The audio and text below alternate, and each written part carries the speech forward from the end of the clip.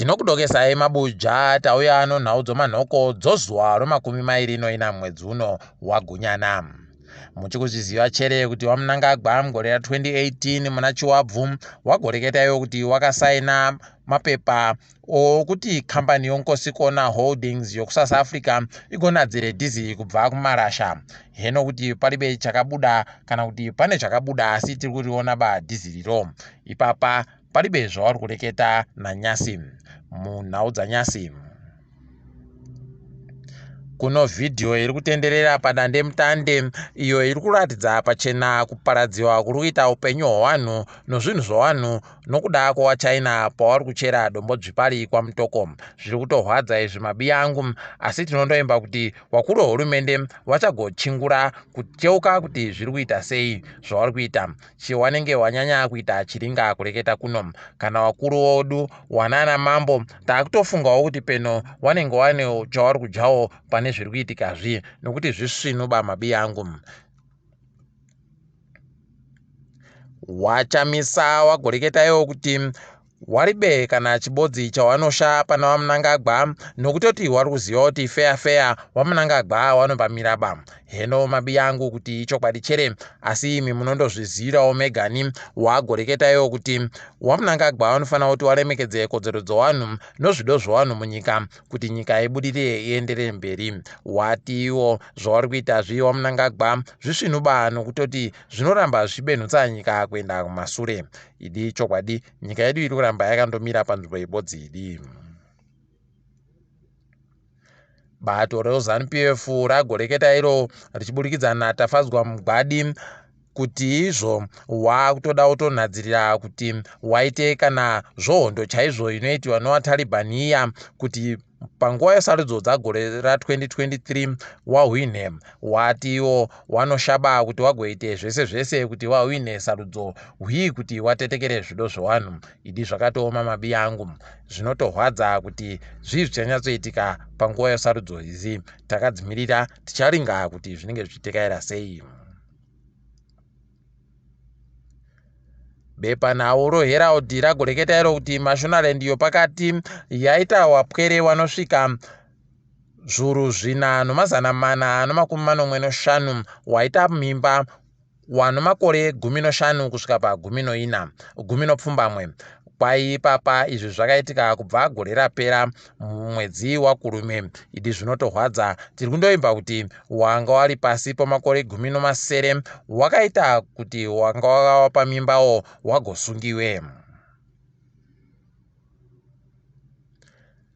Kwai inogurukota noringano zvinoitika munyika, wana mambo mudare reparamende wari kuramba wachimisa kupasiswa kwomutemo wokuchinja mamiriro onyaya dzewanano. Wagoti iwo wana mambo wari kuda kuti kuisiwe mutemo wokuti roora rinofanira kubisiwa newanhu kuti roora rireke kugobisiwa. Wakuru wehurumende wagoreketa kuti mutemo uyu wakauita wakadaro unopokana nozvakasainiwa newanhu wehurumende nodzimwe nyika dzopasi rese. Heno kuti zvichapera sei, ticharamba hedu takaringa.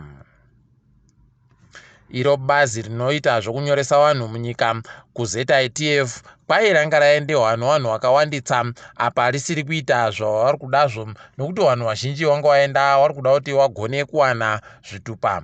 Kwai ipapa ranga risiri kuita zvokutoti patomboita batai murefu batai mupfupi chaiyo, vanhu vari kutadza kuziva kuti sei wasiri kugona kupuwa zvinhuzvo.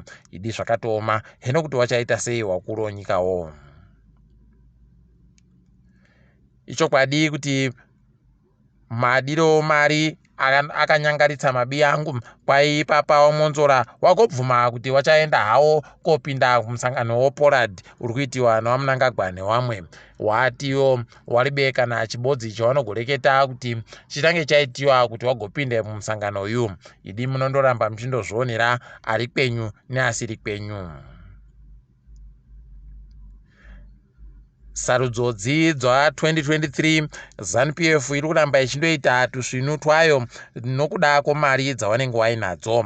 Ipapa kwagoburika kuti kwai wapwerewa Mnangagwa wagoenda kunobatsira Hedzinoyi uyo akanga ati achadaba zvokuimba kuti aite bhizimusi rache pabodzi nokuti arambe achienderera mberi nokuimba. Idi zvakatooma mabi yangu, mari inoramba ichindoita tusvinu. Kwai munyaya yatapiwa makore okupondiwa uya, kwai ipapa baba mukuru wachewa waramba wari mujere wanyimiwa bhero. Heno kuti zvichapera mushechere kana kuti zvichadini, ticharamba hedu takaringa. Tinondoimba kuti nyaya iyi inobatiwa zvisvinu ikareka kugoparara yakandodaro.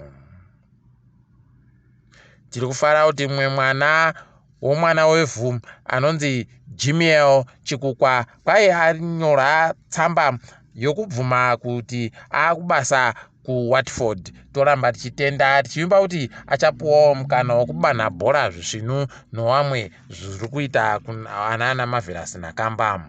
Tiringe hedu dziri kuitika paSiresem.